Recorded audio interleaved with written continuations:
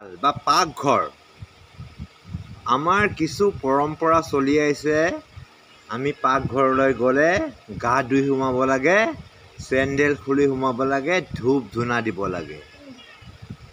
ৰন্ধা বঢ়াৰ প্ৰতি আগ্ৰহ থকা মানুহে ৰান্ধনীশালত সোমাবলৈ বেয়া নাপায়।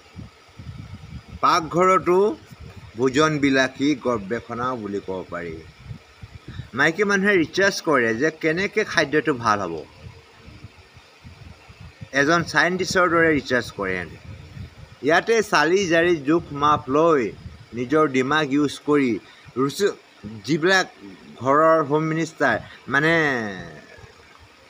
বুলি কয় আৰু অসমীয়াত গৃহিণীসকলৰ জুতিৰ ব্যঞ্জন প্ৰস্তুত কৰি পৰিয়াল, নিজৰ হাজবেণ্ড, নিজৰ শাহু বুঢ়ী আৰু আত্মীয় স্বজন, বন্ধু বান্ধৱক যেতিয়া খুৱাব পাৰিব, মানসিক তৃপ্তি লাভ কৰাব পাৰিব, তেতিয়া তেখেতলৈ আশীৰ্বাদ আহিব নিশ্চয়।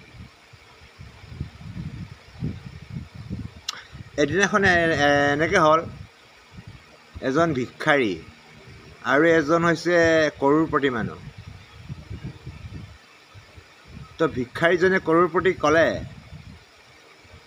আপোনাৰতো ইমান পইচা আছে আৰু কিয় লাগে? আপুনি সুখীনে আপুনি পইচা খায়? তেতিয়া এই কোটিপতিজনে ক'লে, মই সুখী নহয়, মই ৰাতি শুবলৈও ভয়, দিনত ঘূৰিবলৈও ভয়।